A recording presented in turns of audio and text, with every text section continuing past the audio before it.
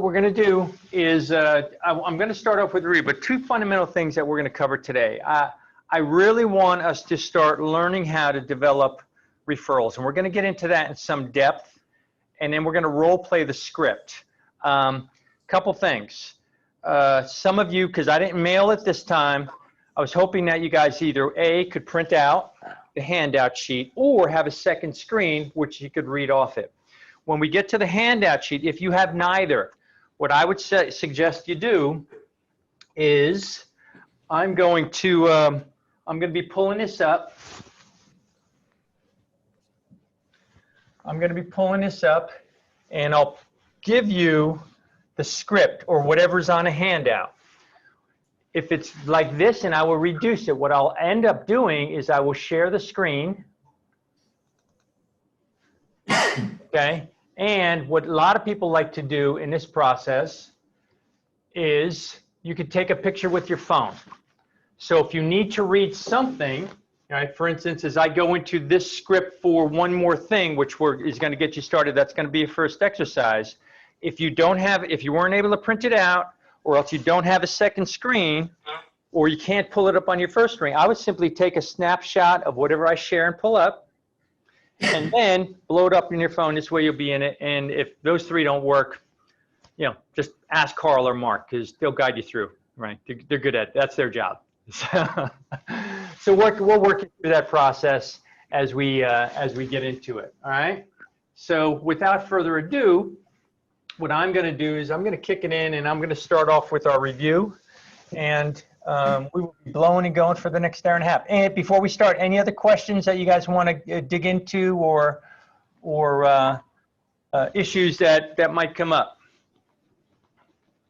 Speak now, forever hold your peace. All right, so let's kick it in. Bottom line, right, what we're going to be doing, the core of Sandler really gets into the concept of understanding the submarine, understanding that everything is a process.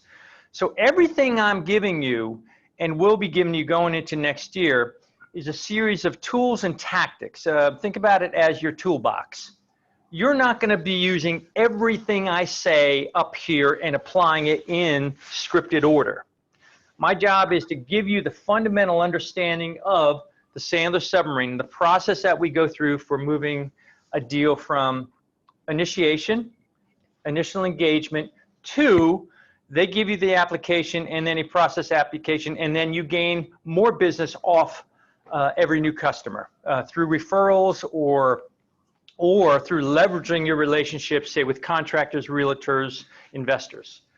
So as we go through the process, understand that it is a process, and you're going to have to figure out what tool fits. So as we go through the beginnings of this, some of the things I'm going to give you seem to be somewhat scripted.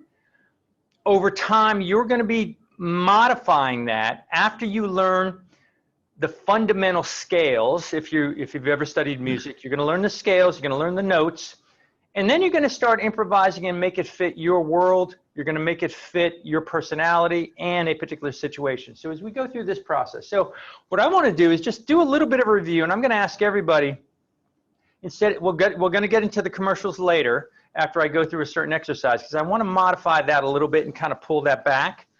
But I want everybody, and I'm going to go around, and let's go through a lessons learned. It's been a couple weeks since we spoke. What one thing that we've spoken about over the past two sessions is resonating with you? Okay, so you could look at the Sandler submarine, bond report, upfront contracts, paying budget decision, fulfillment, and post-sell. Or another piece that I started looking at is really taking a look at the lessons learned through here. So I'm going to ask everybody just to give a little one or two line comment on what is the one thing, biggest lesson so far in this training that you've been able to engage with and either apply or has resonated with you, where you're taking something away at this point. So hopefully everybody's taken something, at least one or two gems that are going to help you improve your business or your current situation and your process at this point. So we talked about DISC. We talked about communication pie, which is body language, tonality, words. Understanding how people gather information through VAK, the okay, not okay theory, upfront contracts, pain and change indicators, which we're going to get into very shortly, and then the 30-second commercial concept. All right. So where am I going to start here? Let me pick on something. Kevin, since you're falling asleep. No, right? I'm here. Yeah, not yet. Right. Before you fall asleep, right? Why don't we start with you, and then we'll go down. I'll go down the way my board is. We'll start with Kevin, Mary, John, Lucas, Carl, Mark, and the rest. All right. So Kevin, give us one thing.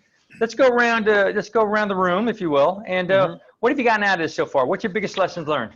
I like the upfront contract. One of my biggest frustrations is when you meet a customer.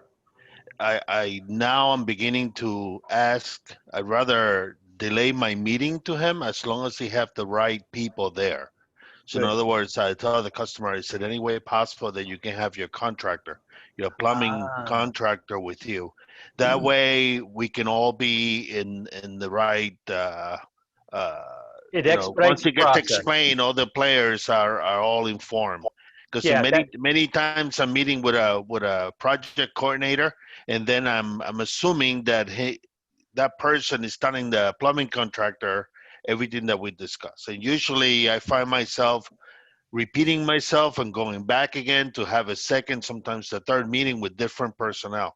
So it'll save you a tremendous amount of time by laying out expectations, putting together the process up front and on the back end. And if you could get that clarity of communication, that'll get you a long way. Good job. Mary, what do you got? Biggest lesson so far? Well, I agree with the upfront contract, and I'll give you a recent example. Last night, Gary and I were on a town hall meeting, and before Gary went on, there was a sales rep there, and he really had no agenda. And again, it's a town hall meeting where questions were going back and forth, but there was no time frame. It just seemed he seemed to ramble on over and over again, and he lost me, let's put it that way. So I texted Gary, and it's like, he needs a Sandler training class. You know what's going to happen? Now, the good news is you're going to be much more efficient and more effective in your sales calls and in your day-to-day communication in life. The bad news is when a salesperson calls on you and starts coming in and rambling, the amateur salespeople of the world, it's going to drive you insane. Okay, so that's the warning as you go. Good job. John Johnson. Okay. Mine is finding out what a person's pain is, and selling, discovering what their pain is, asking those probing questions that discover what it is that pains them, and then kind of mold my sales presentation based on what I discovered, whether it's monetary, whether it's environmental, whether it's just convenience. You know what's great about that? And keep track of it. Write it down. Keep your list, because sometimes people are going to have unique situations. We're going to get into that concept very shortly when we get into the. I have a script that I use to plant seeds called One More Thing, and what it does is if we can list for every deal we have, what is the motivator for change? What is the pain that got them to take action? You could use that in your 30-second commercials going forward. You knock on somebody's door, they say, well, I'm pretty happy with my current, with the oil and or the electricity I'm using. Say, hey, not unusual, Mrs. Jones. We're happy to hear that. But, it's interesting. Some of your neighbors have come to us for a lot of different reasons. Some are worried about the high cost of fuel during the winter months. Some are worried about the soot and environmental effect if they have an older furnace. Some are also concerned just about the convenience. They've got to fill their tank once or twice every winter, and that's a pretty big hit that comes in bulk. Probably none of those apply to you, but if you want to talk about this at some point in the future, I'd be happy to come back and sit down with you. See, you've used the pain of other people to plant seeds for those who come down the future. So always be aware of that. And I want everybody to be doing that as well. Good. John Cody.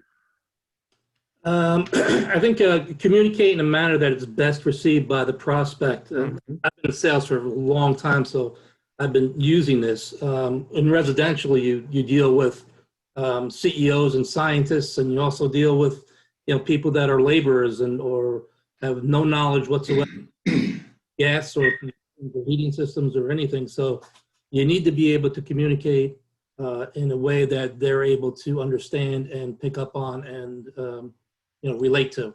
That's so important because, our ability to adapt and communicate with other people in a manner which they need to receive this information is really going to determine our success. That's a life thing. The ability to adapt and to interact with the different groups at different levels. And that's so important. Lucas. It's funny, actually, yesterday I had to use part of a 30-second commercial with someone, not even really meaning to. It was a generator call, and I was going through his existing loads, and he was like, "Yeah, what do you have gas in your house already?" He was like, "Oh, dryer, water heater, I think range." And it was kind of like stomach. I was like, "Oh, okay, furnace too, right?" He was like, "No, it's actually electric." So then I looked over and I had the 30-second commercial on my papers here. And he almost did the 30-second commercial for me. He was saying, "Oh, I have electric, my bill, what's that like?" He was like, "Oh, my bill is like $700 a month in the winter." And we were just kind of going back and forth. And I was almost talking to him like "All right, you're probably not going to do it," but I was kind of feeding into him a little bit. And he's going to, I guess, talk to his wife about converting both now because he's going to generate it. And what he wants to do is furnace because it's like 30 years old. I was like, "No, we're going to be in your house anyway, upsizing for your generator. If we upsize your line now, might cost you something later." And I was kind of feeding that into him, and he was all about it. And I think that's funny how, and it's funny, you're going to find situations where that's going to pop up more and more because it's in the back of your mind. And that's what we're doing. We're putting the tools in your toolkit. You're not even going to know they're there. And then somebody's going to say something, and you say, "Whoa, here it is." Right? And so keep doing what you're doing. Listen, everybody on the screen is successful. Keep doing what you're doing. And then what you're going to notice through the training, because that's what this is, it's going to start introducing different tools into your existing process. And that's why the modifications come. I don't want to take a machete and say, "Don't do any of this stuff anymore." No, keep doing what you're doing. You're fine. But I wasn't going like word for word, but it was like the model of that 30-second commercial. And it worked out pretty nice. That's exactly how it should work, right? Exactly, because it fits the situation, your personality, right, and your style. So that's great. Good, Carl. Yeah, so yesterday I had a conversation with a principal for a large apartment complex that's under construction. And we talked about where he was and where he was going to be this winter. And they're not going to be fully ready by winter, but I brought up the conversation about heating for the winter during construction and talked about, propane, and I was focusing on the benefits of, having to do that. And I just left him with that question in his head, and it might have even been partially a commercial. But he actually emailed me at 7:00 this morning asking me for contacts for temp heat for his project. So I got those over to him. That lays in exactly to where we're going to be going in a little while. Planting seeds, it's a modified, it's not like the standard scripted structure that I give you, although that's what we're going to practice. What it is planting these seeds that give people time to let those seeds kind of sit in the sun, get some soil, expand, take root, and boom, it pops out of the ground. Next thing you know, we got a sale. And that's really where we're going. Yeah, it was compelling enough that he acted on it on very quick turnaround. So yeah, it's funny, right? Mark, lesson learned so far. I always go back to my hot list. The one thing I had written down the first day was people buy emotionally and they make decisions intellectually. Yes. And also looking at that with the rules for pain, where we need to stop selling our features and benefits. And, and I think that'll, especially when customers are calling in, basically saying, we want your business. Yeah. Take what they give you. Don't overcook it. Yeah. You know, and you'll find this, we'll spend a little time on it next session is, and we talked about this on the first session, one of my favorite line, when somebody calls, say, hey, listen, I'm interested in sales training, or I'm interested in converting to gas, right? My first question is, well, tell me more about that. Those 4 words, tell me more about that, will drive their opportunity to sell themselves. And it goes back to the rule we talked about. People like to buy, they don't like to be sold, A, but B, people never argue with their own information. So it also goes up to what John said too, is they're giving you what their pain is. If we just get the hell out of the way and don't turn into the salesperson from hell with all our, hey, let me do the presentation, it kind of takes care of itself. Just get out of the way of the sale and the sale will come to you, right? So let the deal come to you because there was a reason why you're talking to them in the first place. And I have a belief system there. Anytime somebody spends more than 1 or 2 minutes with me and they've made some effort to find out more about what I do in the area of sales training, they have some element of pain, some emotional driver that's making them change or take action. I just got to find out what that is. Screw it up with my big mouth, right? And then I go from there. And so that's good. Yeah. All right, good. Matt. Yeah, it's been touched on, but big thing for me is the biggest selling motivator is current pain. Yeah. And it's a job to uncover that if they're not ready to blurt it out immediately, and the sale should be a lot easier from there. Well, and that's what's cool, that, sometimes there might be pain that they don't even know exists or they're not even thinking about. And that's where the 30-second commercial, the pain indicators that we're going to introduce shortly all come into play. It's like, wow, you're right. My bill does go up significantly in a winter. What can I do to control my costs there? You're right. It is a pain in the butt to call and get a shipment of oil. Oh yeah, dag, I have forgotten to fill my tank in the past. And there's a scramble, a panic every time I got to go through this, right? And my wife or my husband get mad at me because I forgot to check the tank, right? So all these things start kind of festering in the process. So that's cool. So, but that's pain in the future, which we want to focus on. Mo, what do you got? Yeah, I think it's what I've realized is more important to be a good listener and then to be a talker, especially initially. Agenda is extremely important. Know what you're going in for and let the prospect also know what I'm coming in for. So it's basically you have to cover all your grounds before the meeting. And especially, of course, it comes down to the pain funnel questions, definitely. It's more about the prospect, and it's more about that you have to communicate in a manner that is best fits with the prospect. It's from the prospect's perspective. And I think you should just put yourself in the prospect's shoes before any meeting. Fantastic. Yeah, all these rules kind of come to surface, and we find ourselves getting ahead of ourselves. We got to bring it back, and you're in a good place. Good, Gary.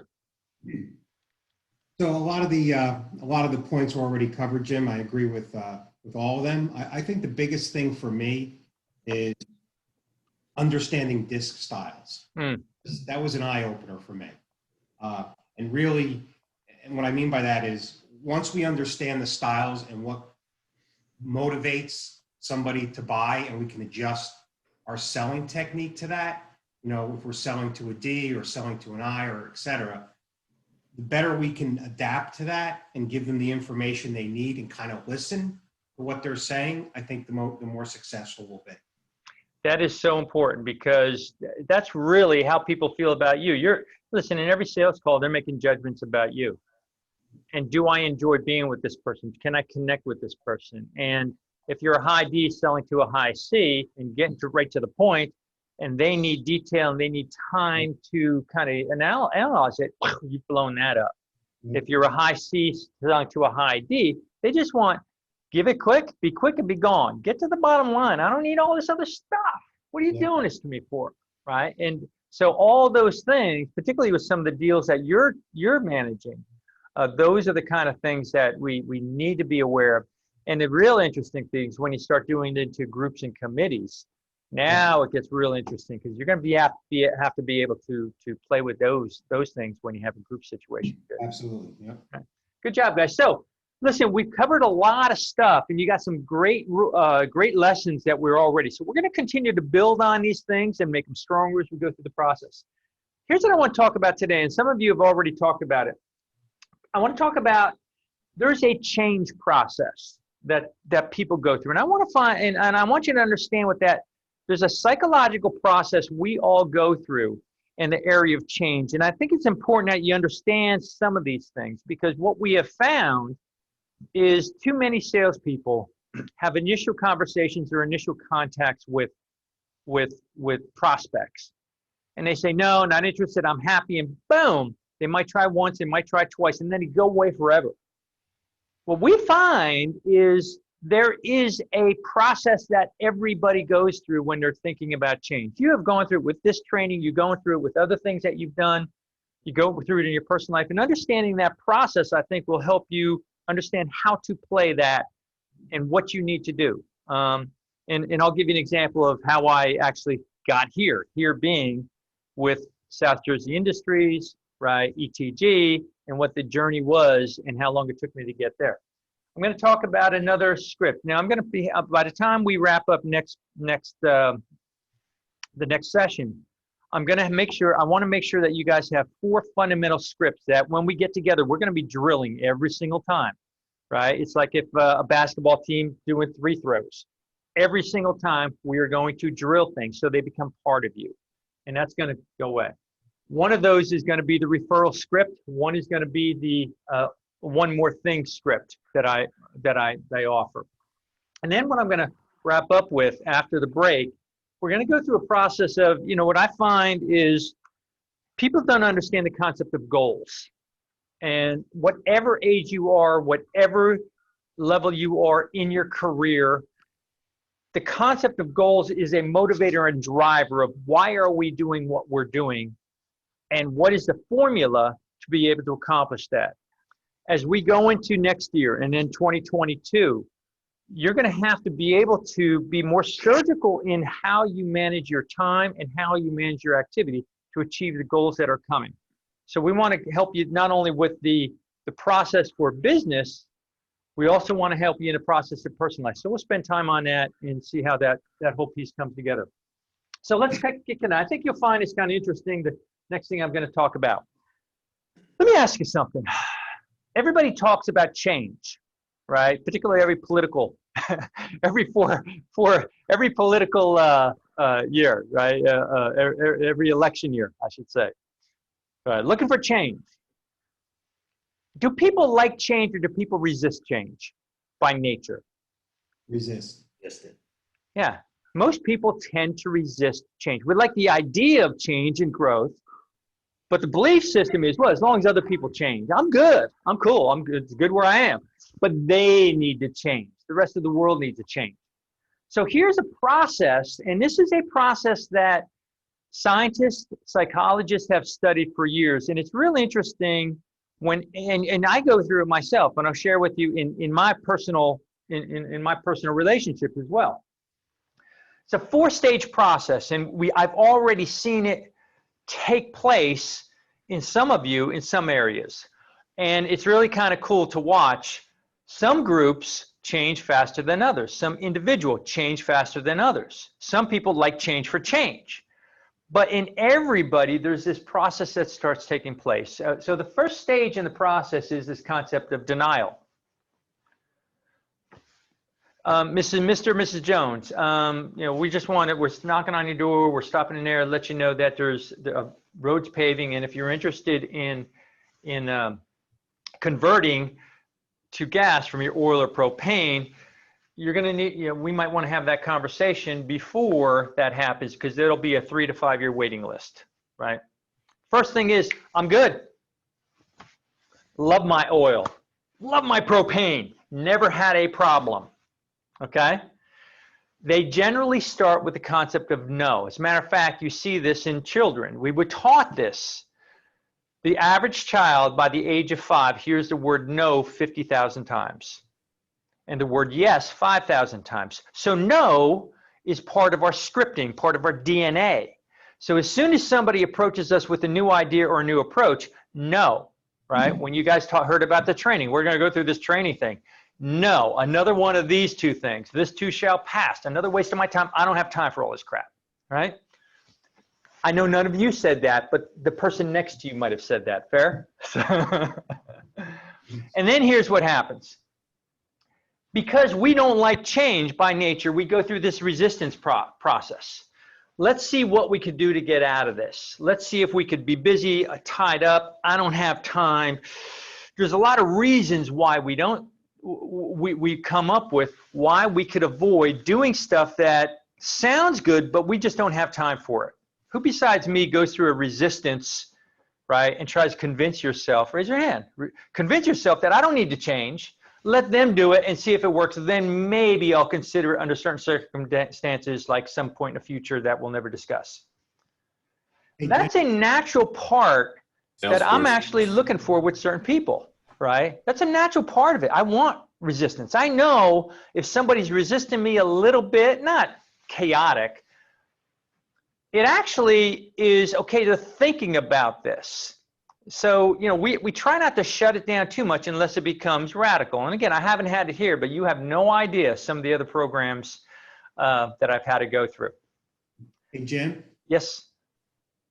Quick question. So it sounds to me that denial and resistance are going on at the same time. Is there you think there's a different, those are different stages altogether, or I almost see them happening simultaneously? They could happen simultaneously. Usually the denial is an immediate, it's kind of a immediate knee-jerk reaction, right? That, no, we're not interested. Okay, there's not even a consideration. Resistance kind of comes in when they take some action to slow or push back on the process. So they could come right next to each other. Okay, but sometimes it's like it's an immediate avoidance. The resistance is where, and it might not, it might happen quickly. You're right, it could come together. But what we see sometimes is it could be a prolonged state of let's see what we could do to prove that this isn't going to work. Mm-hmm. Follow me? So yes, you could see them together. Denial is often viewed as resistance, but often it's, for instance, when my wife suggests something, just in my personal life, and this is, I tend to be a high C, high D.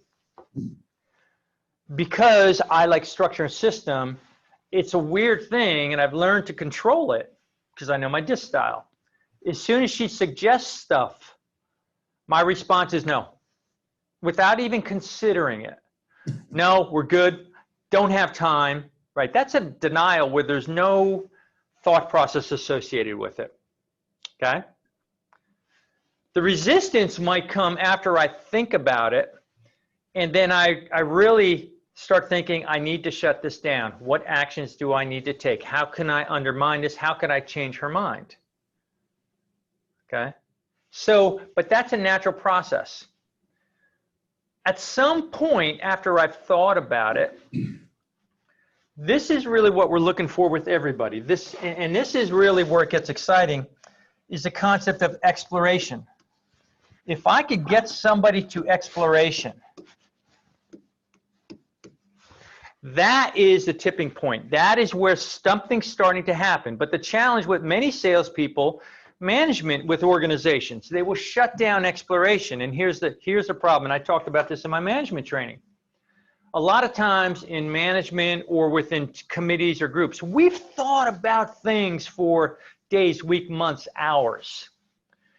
Finally worked out all the kinks, gone through all this denial, resistance, exploration, and then we roll it out to a team or a group or an organization, and we expect them to say, yeah, that's awesome. Without taking into account they're going to go through this process. They need to digest the process. Okay, so that's normal. So here's the point of this. What's going to happen when you guys start talking to, whether it's the a government group, a municipality, where you start talking about to this from a standpoint of a commercial organization, a builder. Sometimes, not always, they've already had some direction of where they're going now. You come in, their immediate response is, I worked so hard to get here, I'm not going there. So, but our job is to continue to work the pain process and let those emotions kind of go through their filtering process and allow them to actually explore certain things, even though they might be different from ours. See, people don't necessarily care if they do it your way or their way. They just want to be part of the process. And listening, and I think who brought that out? Listen, I think Mo might have said that. The listening process to say, hey, that's a good idea. Let's think about that. Let's work through that and then come back and move them forward into this stage. They'll commit as long as they've known they are part of the process and it's not shoved at them. And that's why traditional selling sometimes gets so much resistance, because as they start resisting, the salesperson is starting to push against the resistance, and then you get into a fight. Who needs that? Okay? Let the process take its place. So this is what I want to do. Now, I don't want you to lay down and go away, but I want you to be aware that a process is in place, and that's where we're going with this tendency. Follow me?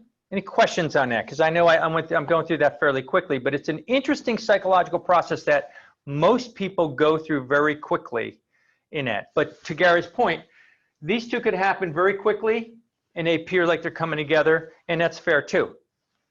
It might take time to get into this exploration point with where we're going. Cool, right? Now, who besides me, and I know I go through this process constantly, my wife says, let's do this. I say no. I think about it. No, here's all the bad reasons why. And then within 5 minutes, I start thinking, well, maybe that's not such a bad idea. Well, maybe we could do it differently. Well, oh crap, I agree. Let's go do it. So who's done that before?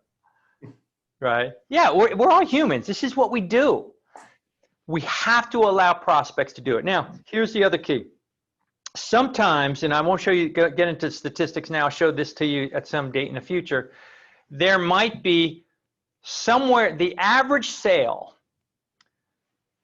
and across all disciplines, for somebody to go through this process could be anywhere between 8 to 12 months, okay? In many cases, 12 months or more. The average salesperson gives, and it could be 8 to 12 touches. And what I mean by that, attempts, knock on the doors, calls, inquisitions, mailings. Basically, the average is 12. The average salesperson gives up in less than 4 touches. 26% of all, 76% of all salespeople give up after 4 attempts at anything. The average buyer doesn't buy and engage until after the 12th touch. Average. South Jersey Industries, it took me almost 3 years before I finally was invited in to do assessments on the team. It's Ed's old team, Ed McFadden's old team. 3 years, okay?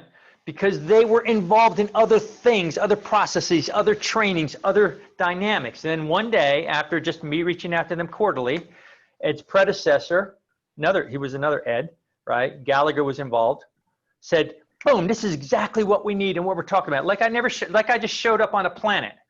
So there's a process that you need to go through, and just be patient with it. Don't just get all in a huff because, right, you tried them 3 times and then it went away. That's what the typical salesperson does. So just keep that in mind as we go through these pieces. All right? So how do we deal with that? Let's start talking about the emotions associated with change, and I'm going to put you guys into an exercise really quickly. Couple things. We know, and this is a review, pain in the present is the biggest driving force. That's what's going to get you immediate change. That will get you change 5 times more powerfully and 5 times faster than feature and benefit. Feature and benefit in the present. Okay. This, I'm not sure. I don't have statistics on fear, but it's significantly stronger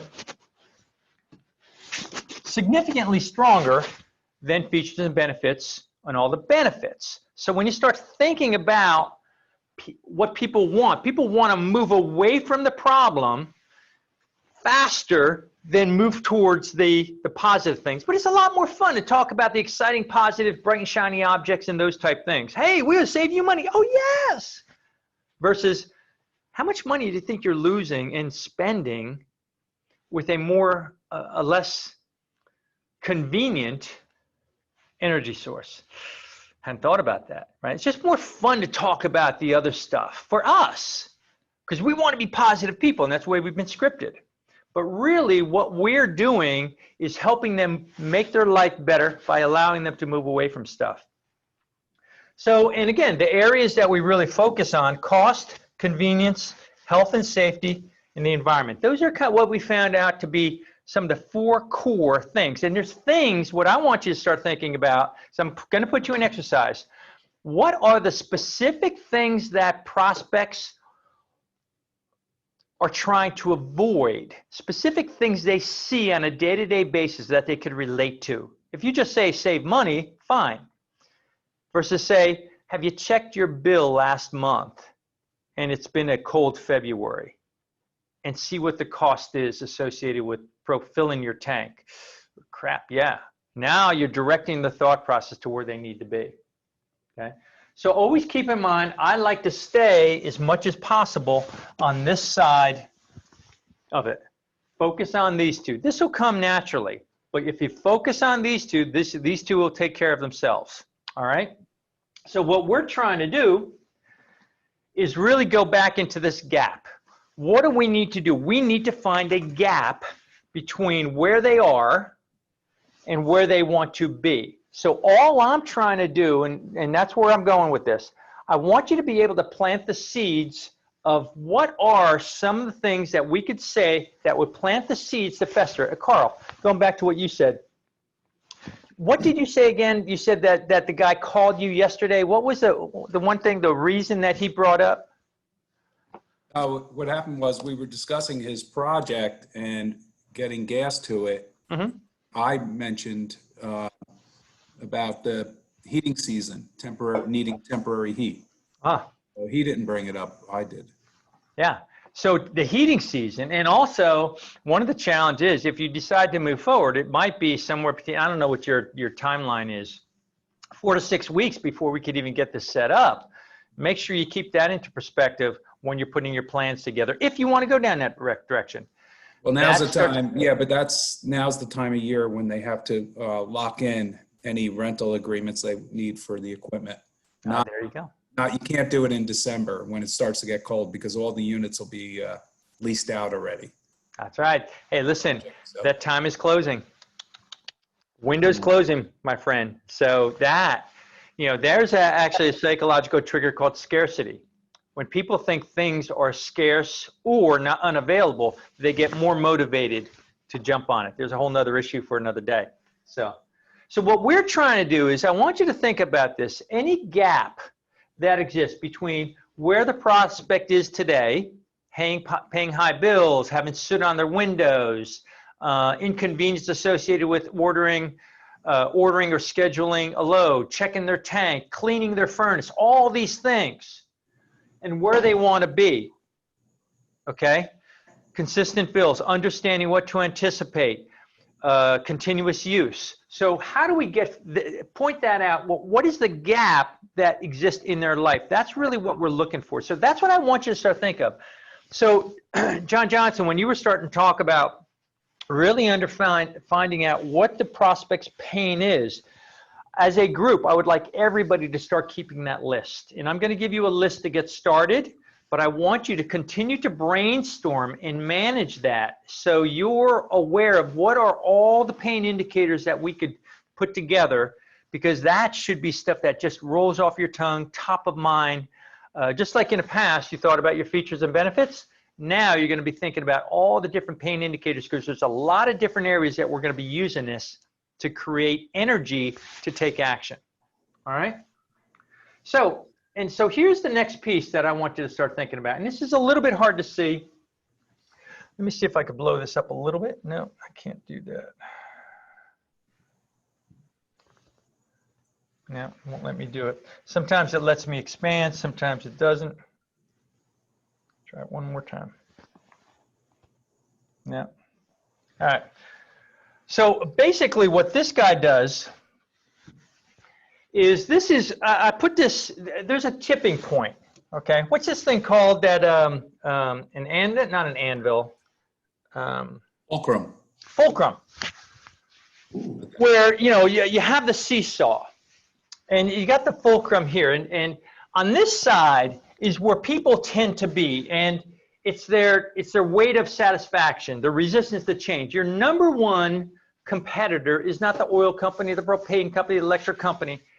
Your number one competitor is status quo, okay? Because people tend to avoid change. They get into this comfort zone.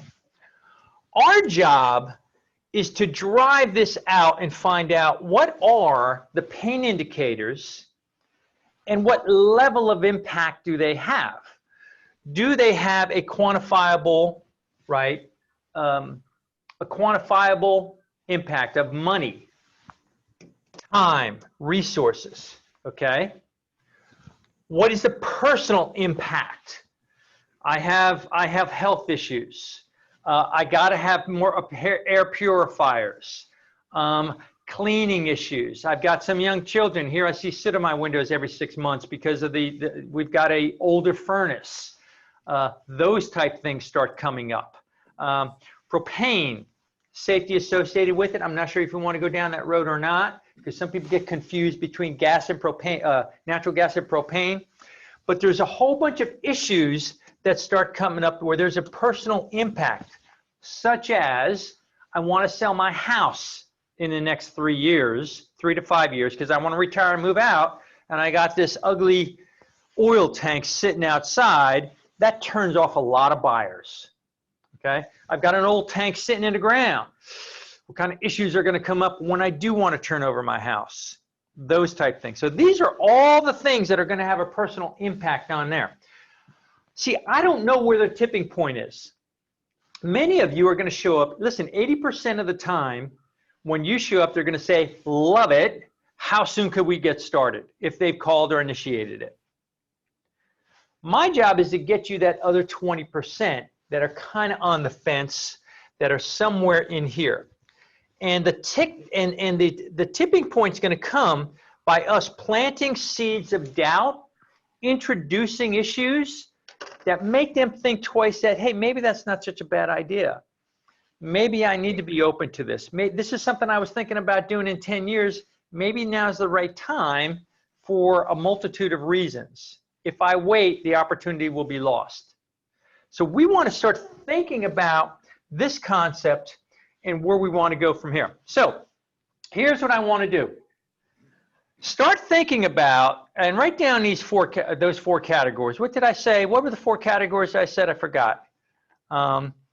Which anatomy? The cost was one. What else do we have? Denial. Convenience. No, cost. What's that? Convenience. What's it? Environmental and Say that again. cost, convenience, environmental, and health and safety. Health and safety. All right. So thinking about cost, convenience, environmental, health, and safety, most, not all, of the pain indicators would come up in that standpoint. So what I'm going to do is, let me show you something. What I want to do is I'm going to put you guys into two groups, all right? The groups that you're used to working with. And I'm going to play, and we're going to play a game. I'm going to give you about 5 minutes to do this. But here's how the game works.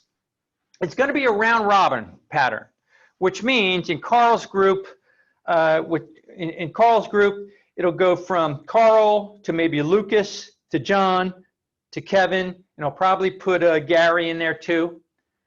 And I'm going to give you a script, and that script is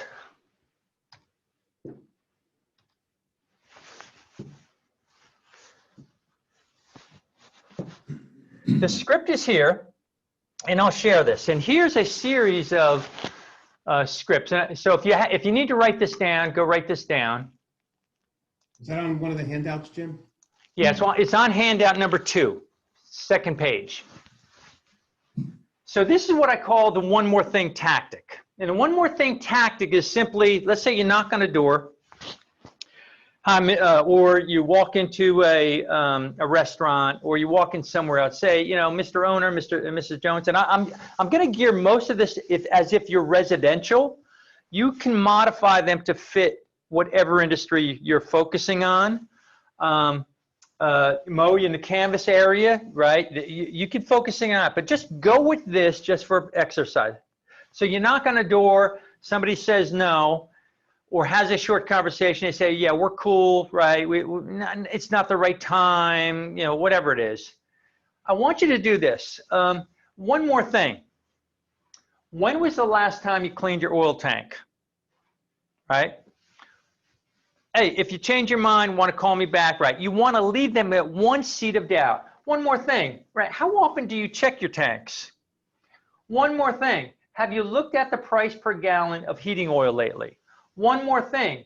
Do you know how much more you pay on homeowner's insurance, right, because of that oil tank? Right? You want to plant the seed of doubt in them that gets into these specifics. See how it works? I'm not telling you to jump on it. It's I'm walking away and say, oh yeah, by the way, one more thing. Just something to think about if you want to call me back. Boom, boom, boom. So all I want to do is have this round robin. And here's the deal. You could start with whatever's on this list, or you can make up your own. And so everybody got it or snapshot it? You should be good at this. It's very Columbo-like. It's Columbo, world's greatest salesperson. Okay? So what I want to do is I'm going to put you in these groups, and the last person, I'm going to give you 5 minutes to go around. So the deal is, you're going to go through each person. You could go from this list. You cannot repeat the same one more thing. So you got to come up with new ones once you run out of the list, if you run out of the list. And your teammates could call you, no, he already said that. It has to be something different. But start thinking about using this script to create a series of pain indicators. And each person has 5 seconds minimum to come up with a new pain indicator. If you repeat one by accident, you could come up with a second one, right? And you got to do that within 5 seconds, all right? The last person to speak wins the game, all right? Any questions? Yeah. Do we need to write these down? Or are we going to go over them after? Or? Well, what I'll do is I would like you, if you could write them down, that'd be a great idea, because I won't be in the room to be able to do that with you. So, yeah, if you could write them down, that would be great. So let me see who I've got in the different rooms. I'm not going to break you up by teams. I'm going to start mixing you guys up a little bit. So. Hey, Jim, could you leave that Word document up while we're in our rooms? I will try, but I don't know once I put you in your room if it'll stay up, but I will put it up to share it. So let me share it with you now.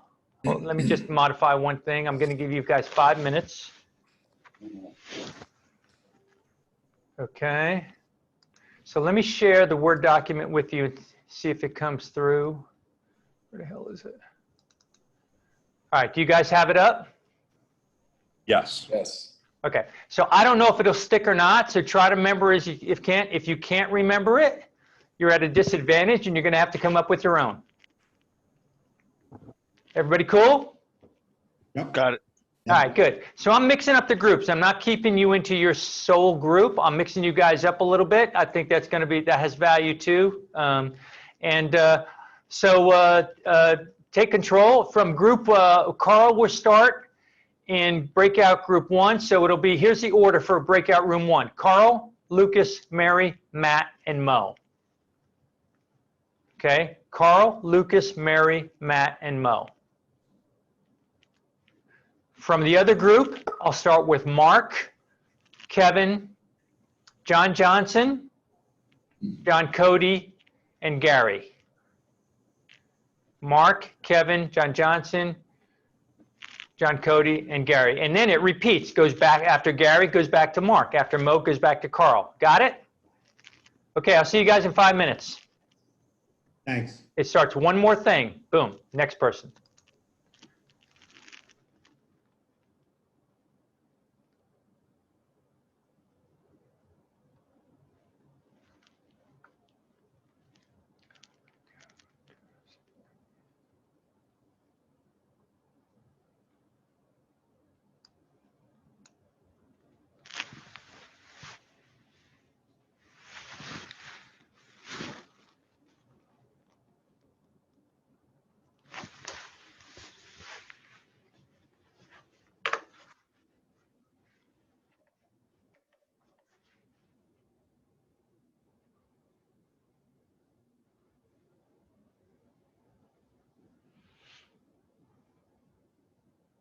see the number one, I'm shaking right here. Yeah, you won. So John won and Matt won. Congratulations. Should I put you guys into a room to kind of battle it out? Elimination. I won't say it took me 45 seconds to get that last one to make sure I did get that. You got to dig deep, right? But that's where your creativity comes in. So pretty cool exercise, right? It's fun.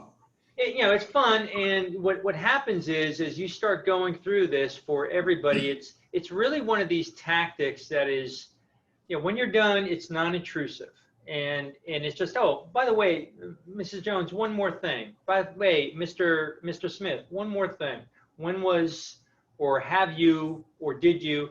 And it plants that seed to fester in. And then, if I could be any help to you, please let me know, right? Here's my card. If I could be any help, give me a call back. We'll talk about it in more detail, see if I could be of help. So it's very non-intrusive. And what I have found is it tends to cause people to let things fester. Whether they call you back in a day, a week, a month, who knows? But believe me, when you leave them with that one more thing, it gets their attention and it sticks with them. And the other thing is there's this tendency for people. Have you ever noticed it creates a sense of awareness? Has anybody ever bought a new car or a used car, whatever? And notice when you bought the car, nobody has a car that has that color or that style that you've ever seen. Anybody ever notice that? Yes. And then on your drive home from buying the car to getting home, you see 3 of them. Been there before? Always. Oh my, it's incredible. Well, those cars existed before, but the psychological term is reticular activation. You've created a trigger in somebody's mind where now they're looking for something that they didn't even notice before. And by introducing pain indicators, and that's why pain indicators are so much, they're going to say, son of a gun, this is a pain in the butt. Son of a gun, my price is higher and I'm paying a lot of money. What do you know? I'd never even thought about that before. Wow, I have not cleaned my furnace in 5 years. My family's in danger. I could have a fire, right? All these little things start coming up, and then they make the call. That creates second level pain, fear, right? Pain in the future, all right? So, all right, so before we go forward, I want to capture, anybody come up, anybody have anything that wasn't on this list that you thought was interesting? Let's go around and who could share with me? Did anybody write any of this down, or can anybody read off a list of some things they've heard? Let's yell a couple out. Who wants to start? John. I wrote down my own, Jim. And the ones that I brought up were trouble getting delivery. Have you had? And you know what? I mean, especially in today's world of generators, generators only as good as what's powering it. Yeah. So if you can't get a delivery of propane, how good's your generator? Trouble getting delivery. Any others that come up? Let's go. I just want to go rapid fire through them. Okay. I had, when was the last time you had your furnace cleaned? Good. Anybody else have some they didn't hear? Yeah. Mark? Have you ever cooked on natural gas as a All right, give him the hook. All right, he's taking over. No, I'm giving you what I had. Mute. Mute. Wait, Massage, John. Wait, and let me just say one more thing. So easy to stuff Let in. me just say one more thing. Have you ever run out of propane while grilling for a large picnic? Ooh, I hate that. That's painful. Are you done, John? You know what? Somebody else take over. You know what? Hey, I did so good there. Just take a bathroom break. Hey, is that fireplace natural gas, John? It is. Well, here's what I'd like to do. And I'm going to ask you guys to do me a favor. Could you do me a favor and chat any new pain indicator that we have? And what I do is I'll capture them and add them to this list because I want to start preserving this. So if you think of any while we're on, just chat them over, okay? All the things that we think, just chat them. And this way I'll have them preserved, and it'll take, as we're talking, if new pain indicators come into your brain, I want you to chat them. And then because I'm recording the chat, and then we'll have them all. This way I'll save a little bit of time. because I think this is a critical piece of the puzzle. So that said, what I'm going to do is the next piece, and I'm not going to ask you to do this, but here's what I want you to start doing. I want to keep it, maybe we'll do this if we have time at the end today, because I want to get into the referrals before we take the break. And I want to make sure we have a script and a breakout to practice those. What I want you to do is, listen, you guys are in exploration. That's fantastic. You're creating new commercials, but for the purpose of training at this stage, I want to keep it as simple as humanly possible. So when we do commercials, what I want is, typically when we talk to homeowners, commercial businesses, builders about natural gas versus other energy sources, typically what we hear is that they're frustrated, concerned about, worried about, and you could use anyone worried about having to keep clean their oil tank on a every 2 or 3 years, concerned about checking their tank, worried that an old tank has to be inspected and what they might find over if it's 20 or 30 years old. It's like, crap, I never even thought about that. I don't suppose any of these apply to you or your business. See how easy this is. Keep it simple. If you keep it simple, people will pay attention. If you try to make it complex or elongate it, they're going to zone you out. They're going to zone out on you, and you're not going to connect. So what I want to do is make sure you're keeping this system very simple, and people will engage with you. So these are all pain indicators that you could add to your top commercial. See how easy this is? You could get more complex later once you get into in-depth discussions or presentations. But for now, I would just want you to take some of these pain indicators from here and modify them so they fit your standard 30-second commercial formula. Deal? Yeah, real simple. So that's how this whole piece works. All right, so let me get over to any questions, any further comments on this. We got from John's group. Who was the winner of the second group? Matt, you said? Who won the other group? Yeah, I think I was. Matt, what did you observe? How did you like the thing? How did it all work out? What did you think about the whole process? Yeah, it was good. I was just thinking about different benefits that may not be the first to come to mind. And things that the prospects may not know about or think about already. Yeah. Carl, thoughts on the exercise?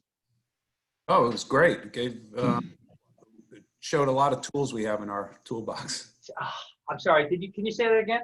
A lot of tools in our toolbox for here's another tactic. If you sales see calls. something you really like, make people say it again, because you have a ton of tools to use, right? People brought up things I never even used. Yeah, so it was good. Yeah, that one more thing. Mark, thoughts? How was your group? I was just impressed that we had so many more things. I didn't realize, I thought we'd struggle. There was a good one that John wouldn't let me get in and bring up, though.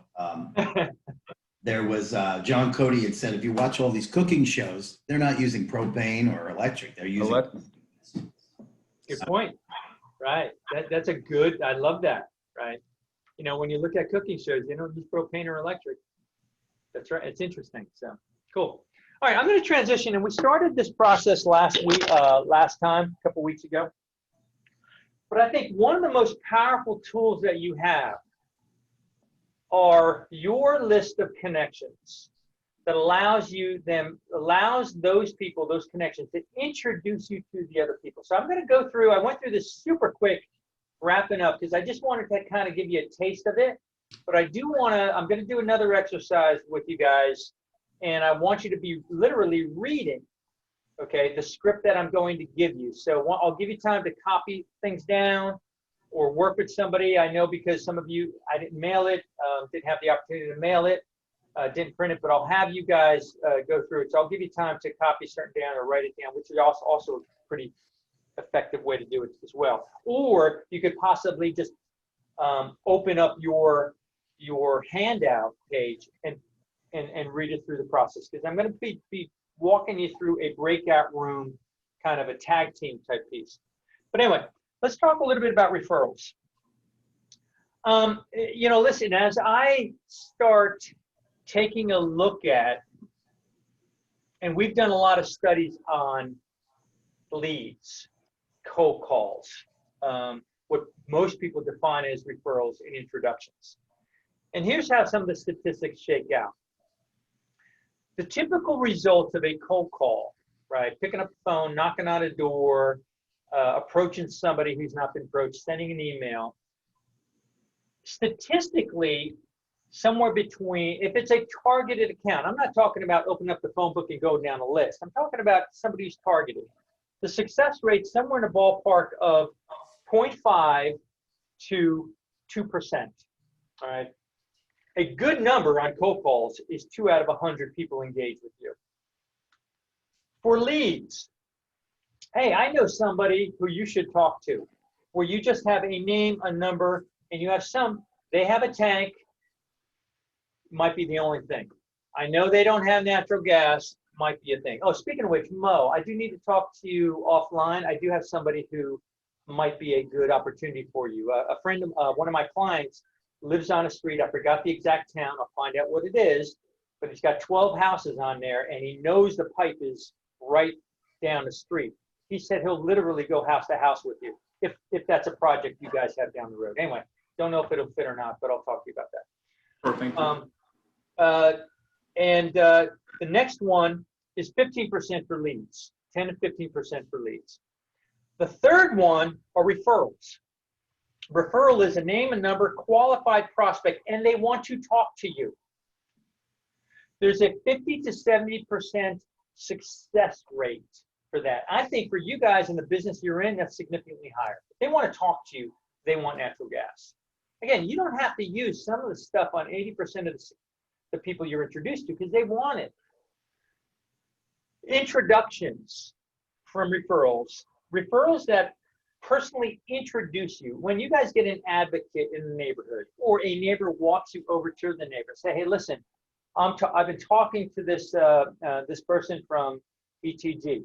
They've helped me significantly. I've saved 20% on my energy costs over the past year. I don't know if they could help you like they helped me, but you might want to have a conversation with them. There's a 90% success rate, 80 to 90% success rate. So what I want to do, most people when they get referrals, all they're really getting is a lead. Hey, who do you know that might, that Joe Smith down the street, you can use my name. That is nothing more than a lead that they're giving you. You got a 10 to 15% success rate. If they take you by the hand, not literally, introduce you personally, or make a call for you, you've got an 80 to 90% success rate based on our studies. So what do we want to do? Why are we not taking advantage of this? And that's what I want to give you, the opportunity to engage more effectively in this process. So let me walk you through the referral piece. Here's what we do know. The average person, right? The average person in the world, right? You've heard the statistic 6 degrees of separation. I think with LinkedIn and technology, this is much tighter now. It's probably 5 or 4. But the average person knows 250 other people that they can pick up the phone, talk to, engage with, call at any given moment, right? That's a lot of people when you start leveraging it. 6 degrees of separation is really based on you are connected to every person on the planet by leveraging relationships with 6 other people. And they've done a lot of studies along this line. So these are statistics that have been proven and tried and evaluated. Every person on the planet is connected by 6 other people. So really, what we should be able to do is have some kind of connection to anybody else we're trying to get connected to. So I think that's where the concept of leveraging these relationships and connecting really has a lot of value. So here's what we want to do. We want to find out, and we're going to go through 2 little exercises for this. What I want to find out is, listen, you know who your ideal prospect is, okay? They don't have natural gas. They have some type of other energy source, and they're within either Mo's category. You could lay a pipe in there somehow, or they got the pipe running down the street and they're still using propane or oil, okay, or just electric.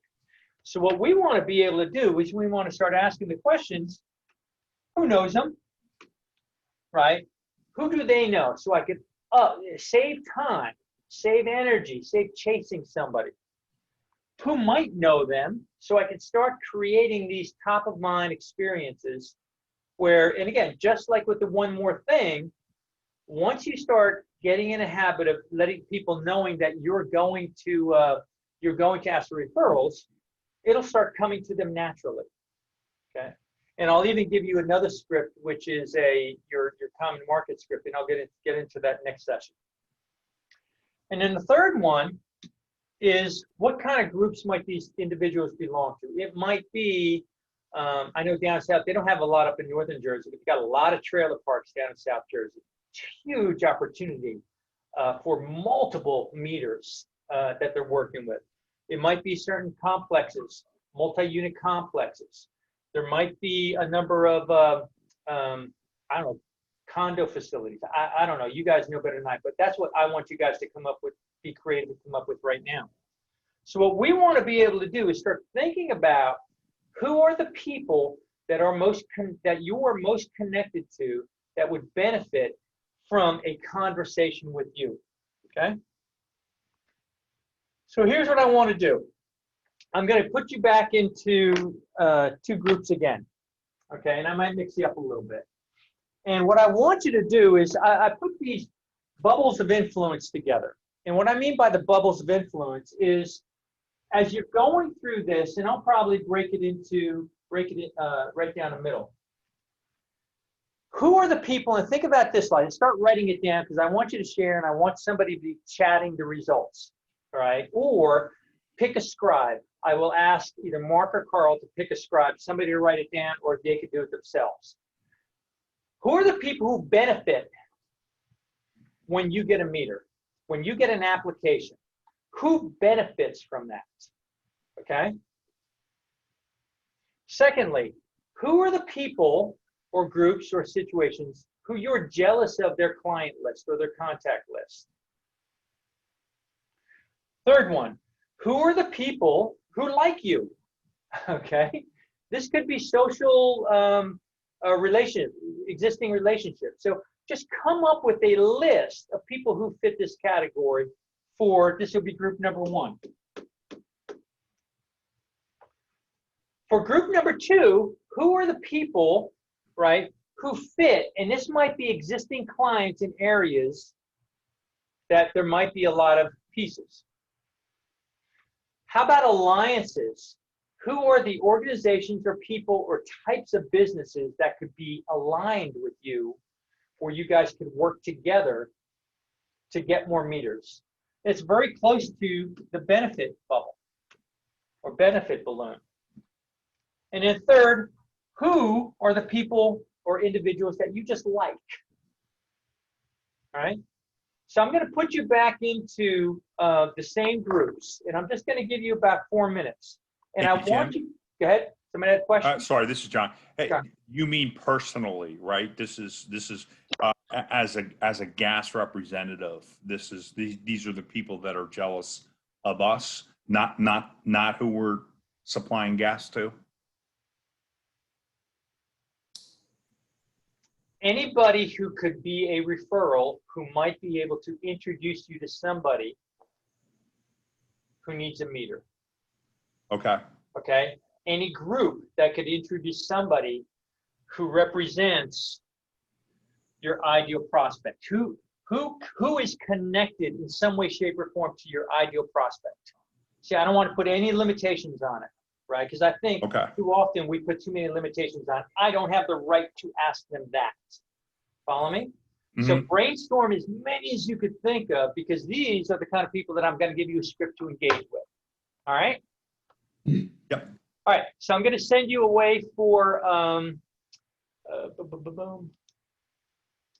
going to put you back into those same groups, okay? And I'll mix you up for the next one. And I'm just going to give you about 4 minutes to do it, but come up with a list of as many as possible. And Carl and Mark, you guys either appoint a scribe to write them down, or write them down yourself. So you guys get the right to pick somebody to write stuff down. All right. All right. I'll see you guys all in 4 minutes. Okay. Oh, and group 1 is Carl's group, where we have.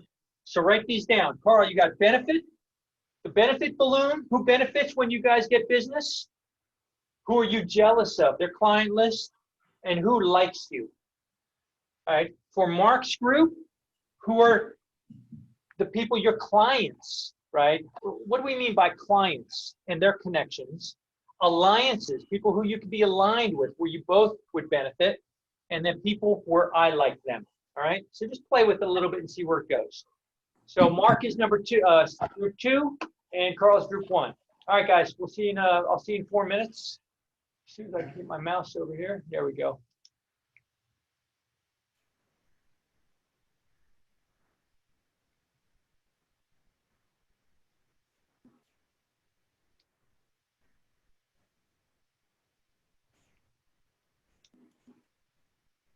Oh, I'm sorry, Mo. I got to sign you. You popped out and it went back in. I got to put you in group 1. All right, there you go.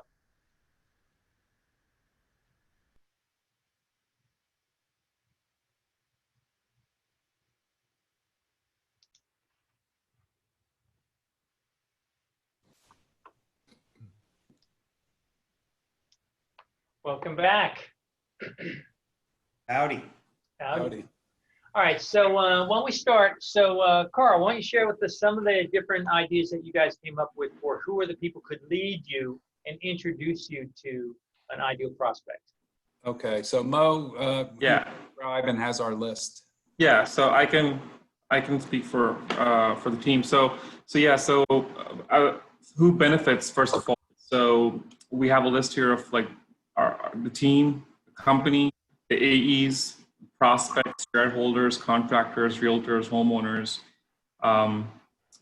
the environment actually overall, and basically natural gas puts the entire economy back to work. So it's basically putting America back to work because everybody gets a piece of the pie.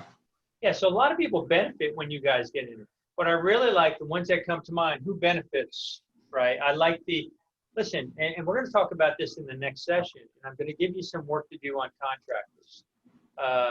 Every time an HVAC or plumber gets a conversion from a home, how much money do you think they make? What's that job cost them? Or what did they gain from that deal? Thousands. Yeah, $7,000 to $10,000. Okay, not a bad payday. Right? They love those deals. So anytime they know of somebody who has oil or gas, why are they not calling you and saying, "Hey, John, why don't you? I know Mrs. Jones asked about natural gas, or I brought it up to her. I told you you'd give her a call." Right? She's expecting your call. Don't know if she's ready yet, but just create that kind of dialogue. Realtors there's a higher sale of the house, and it's a faster mover. There's a bigger market when somebody has natural gas versus propane or oil. Flippers, right, or investors. People are flipping houses. They get a higher return on. They get a faster sale, which is what they want. Everybody wants to be having money on the shelf, and they get a higher sale price beyond the $10,000 of having it installed from that standpoint. So it's a huge deal for many of those people. Who else? Anybody else know that comes up? All right, you wrote that down. All right, now let's go to Mark. Mark's group. Who are some of the people that can introduce you guys to the ideal prospect? Right. So, something very similar to Mo's list, but developers, realtors, chambers of commerce is a great tool. Builders, engineering firms, equipment manufacturers that are proactive with natural gas equipment,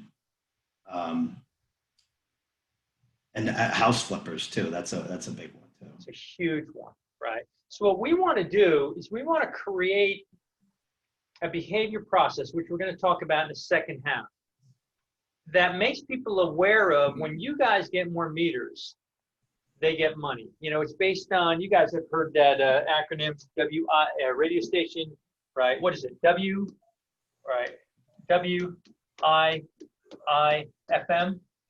all right? What's in it for me? When people realize that they benefit by introducing you, nothing more than a phone call or an introduction or a question, to someone, they make money, or they get a good feeling, or they've helped somebody. There's a lot of things. They've helped the environment, the whole bit. So all those things that you guys listed really have an impact, because you're having an impact on not only the economy, the world, the environment. It's all good stuff when somebody gets a meter. All right, so really having that feeling of you're doing good has a tremendous value to improve people's lives, to improve the environment, to improve the economy. So you guys do a lot of really cool things. It's not just, hey, I got an app or I got an application, right? You're doing a lot of really good stuff. When people know that, they want to help you, especially when they make a lot of money from it. So they actually get paid for helping you. So that's kind of, so when you're asking someone, and here's a mindset thing. I want you to think about offering your services. When somebody's giving you a referral, they're not helping you. They're helping so many more things. They're helping themselves.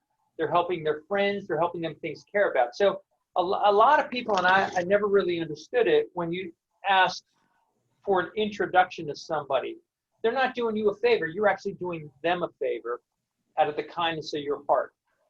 Because you're just getting a meter. They're getting 10,000 bucks. You're just getting a meter. They're helping their friends. You're just getting a meter.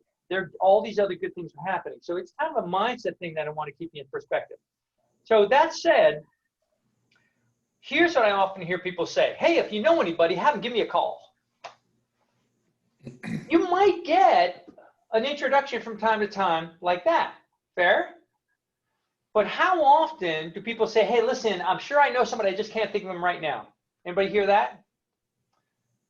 All the time. Well, why does that happen? They know 250 people, probably a number of them, if they are getting a conversion, they know a number of people who also need a conversion. Well, the challenge is what we found, remember that thing called reticular activation that I talked about before? They don't know where they know.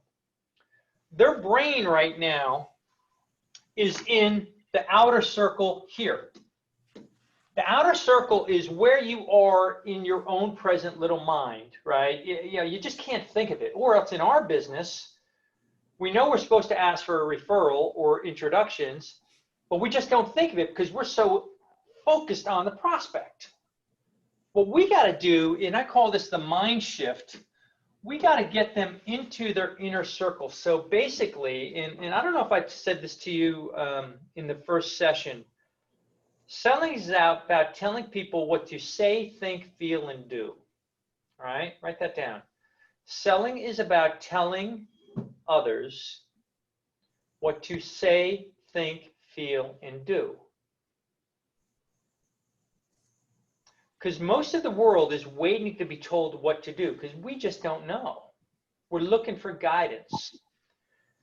In the area of where the introduction, the referral script that I'm going to give you, or I gave you, really deals with telling them where to think, right, and what to do. And that's really where we're going with this process. So here's that kind of thing. And now I've geared this towards the residential, fine. But what it is, it can be used for any application, right? So here's what it sounds. I'm going to tell you what to think. And then I'm going to ask you what to do.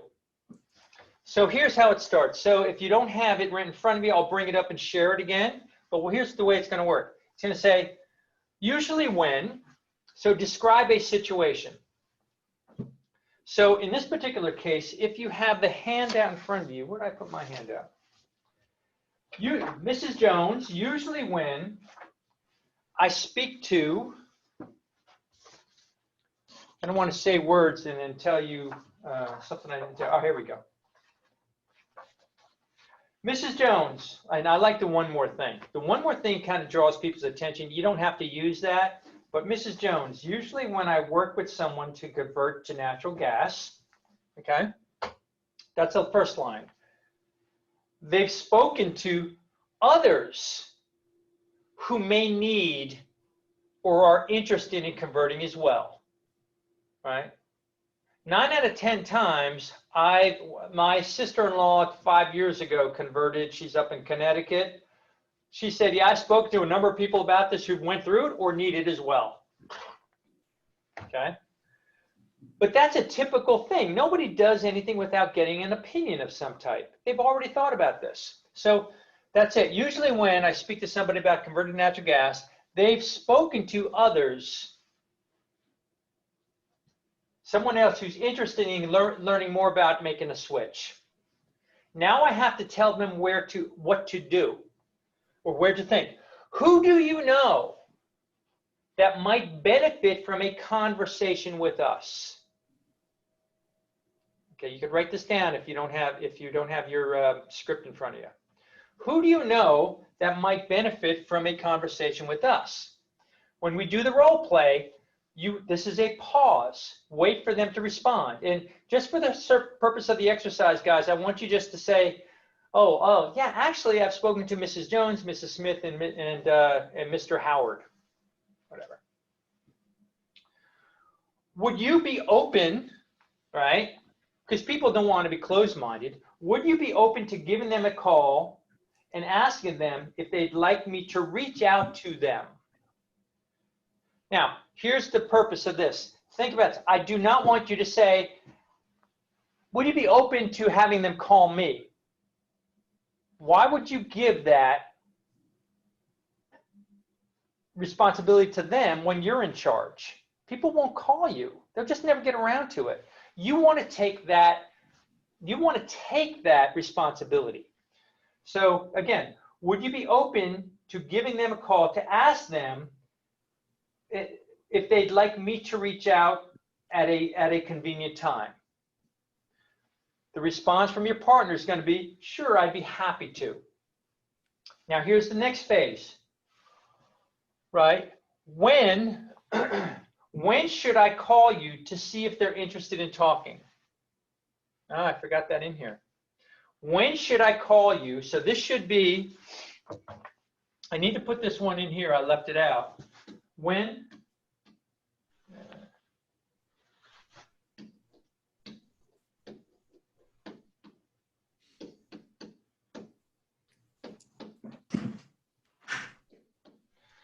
should I call you to see if they're interested? And I'll explain after the exercise why that's so important. Last, if they're not interested, that's okay. They may not be ready yet. Follow me? That's an important part of the process because you have to give them permission to say no. You have to give them, because if they're afraid that somebody would get rejected, they won't. So you've got to give them that permission of, hey, it might not be the right time. Not everybody's ready at this time. Follow me? So go with this. Usually when I speak to somebody about, and you fill in the blanks, they've spoken to others who are also interested. Who do you know that would benefit from a conversation with me? That's where you have your pause. Pause and response. Would you be open to them to give me a call? Then you got to pause again.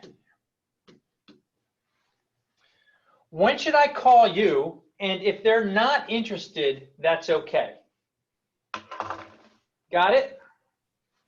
So if you need to, oh, by the way, question. When I share it, does it come up when you're in your break rooms or does it disappear?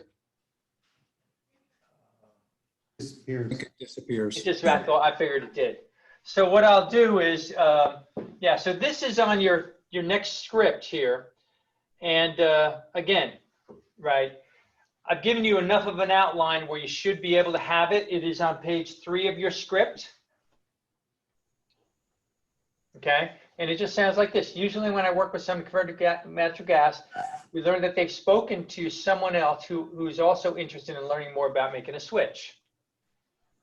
When you think about neighbors, family, coworkers, friends, I'm telling them where to think. This frames their mind. Who do you know that would benefit from a conversation about converting? Pause. Would you be open to giving them a call to ask if they'd like to reach out to them at a convenient time?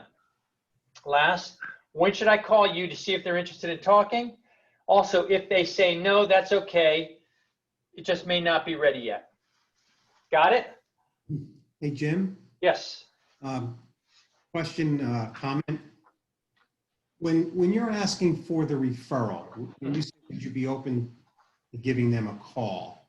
If it happens to be their next door neighbor, is there anything wrong with asking about them calling at the time you're there? Absolutely not. I love it. If we know they're home because you're already in the area? No, there's nothing wrong with that. Nothing wrong with that. Listen, would you mind giving your neighbor, would you be open to, I love the words, would you be open to giving them a call or even walking over to see if they're interested? I've had them walk them over, right? I just want to leave them an out. Again, this is not cast in stone. This is a guideline which you'll modify, but I don't want you to modify the concepts and the structure. You can modify the words. Follow me? Yep. All right. So here's the way this works. I'm going to take a break right after this. So I'm going to recreate this, and here's how it's going to work. And this is kind of this. I don't know if this is going to be a mess or not. I am going to open up. Here's what I'm going to do. I'm going to be switching you all. So write down. Here's the salespeople: John Johnson, Carl, John Cody, Lucas, and Gary. You guys are the salespeople first. All right. John, Carl, John Cody, Lucas, and Gary. I'm going to put you into 1, 2, 3, 4, 5 rooms. Okay. You have probably 45 seconds. I'm going to move you to a next room. As soon as you go to the next partner, you start the script again. So you only have about 45 seconds to get this done. Got it? So as soon as you get to the next room, you start saying it. By accident, if I put you in the same room with the same person, just say it. All right? The other people just listen and respond.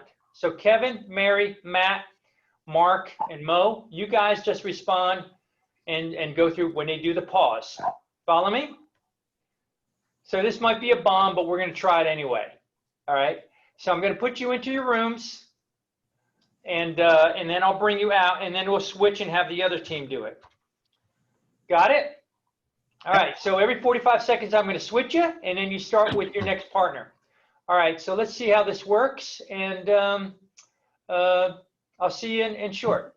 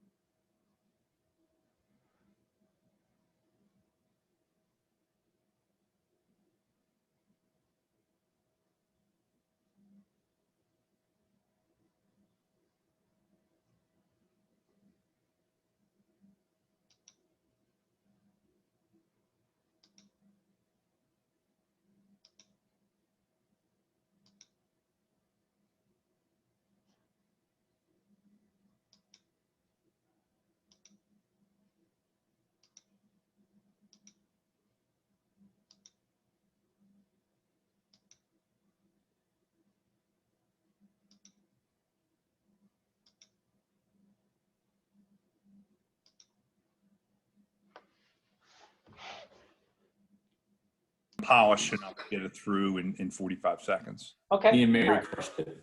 Everybody need a little bit more time? Y'all agree? I Yeah. spoke a little fast. Yeah. Yeah, All right. I I'll was- give you guys a little bit more time. I've not done this with you guys before, and I knew it's a new script, so I'll give you a little bit more time to kind of walk through it. The purpose is so you know, the repetition is critical.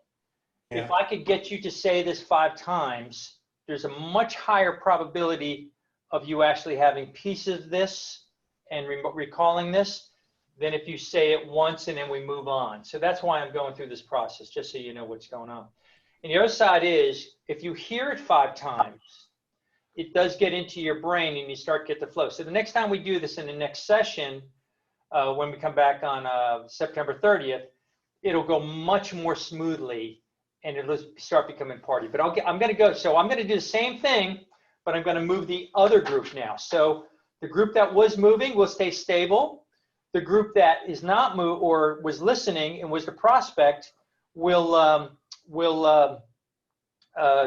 convert, is now going to be moving. All right. So I'm going to do the exact same thing. But the guys who are exhausted can sit back and just wait for somebody to come to them. And I do apologize. I know I screwed up one group. I think, Lucas, I bounced you back and forth to Mary's group once or twice for somebody else. But so just forgive me with that, and just go with the flow and just say it again. Deal? Yeah. Yeah. All right. So let me pause. Easier too by the repetition. That's it. You know, you have to do things 5 to 10 times before the first time. The first group's at a huge disadvantage because you're just trying to struggle through what the words is. But by the time you get to the 5th person, if I gave you enough time, you're starting to get a flow. Yeah. The second group has heard it 5 times, so they've heard other people practice, and then you go through it, and then you start it sounds, but by the time you get to the 5th time on a second group, okay, right, this could come out. So so that's the kind of thing where I would practice, and even in your teams, I would take a look at. This is an interesting thing. You're going to find yourself in your meetings, at the end of meetings, and I'm going to give you that tip to write it on your notes, where it's just going to start coming out. And it's just going to be just like saying, hey, thanks, give me a call if you need anything. You say that now. It's going to be, oh, by the way, one more thing.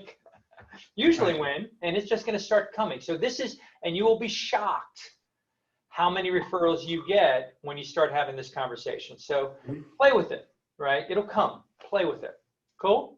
Yep. All right. So just one more thing. There's a tendency to just take a number and call somebody cold. The reason I ask you to reach out to them, this is called what we define as the magic cross.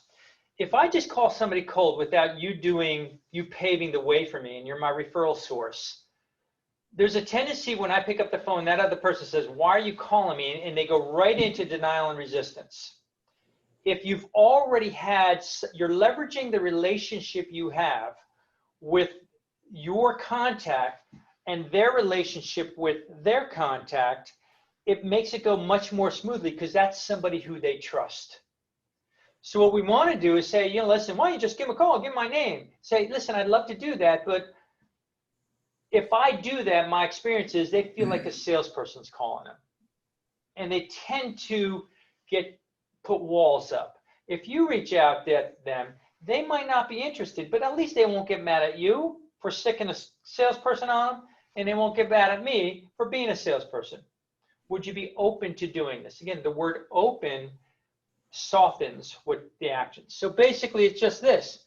You go from name of the prospect down to 2, date when they will call the contact, to 3, date will you call your contact, date 4, right, when you will call the referral, right? So it just walks through this overall process, and it tends to get a much higher level of success. So basically, this is it. And now we're going to take 15 minutes. I'll give you a little 15-minute break. Get into a referral mindset. On your cookbook, which we'll get into in the second session, we need to be able to it should just be like saying your name. asking for referrals. Other people who would benefit from a conversation with me. I'll be more than happy to offer myself to provide that conversation and guidance to somebody you care about. Second, you're gonna have to practice it till it gets your personality and your words in there. Don't change it too much. Try to at least follow the structure we gave you because it works. We've been doing this a long time. Don't get over creative with it. Third, I would set goals for trying to get this out of your mouth 2 times a day. And the only way I found that people do that is write a reminder. Boom, write a reminder at the bottom of your, I don't know if you guys use directionnaires or what the term you guys use, application form, handwrite AFR. Ask for referral on your list of your checklist of notes, AFR. Boom, you don't leave until you've asked for the referral, right? Hold yourself accountable for that, because I don't know about you, I get so excited when I get a deal, I'm afraid to say anything. But I tell you what, when I do say something, that sets the relationship going forward for a long time. And then use magic cross. Don't buy into, oh, just here's a number, just give him a call. No. Don't fall for that. Okay. All right, guys, let's take a quick 15 minutes, and I will see you. So before I get off, any other questions? I'll do a lessons learned when you get back. I just don't want to hold you up. I'm already way over. All right, 15 minutes. I will see you in 5, 10, 15, about 10 to 11. All right, so take a little break and stay off your phones. Thanks, Jim. All right, guys.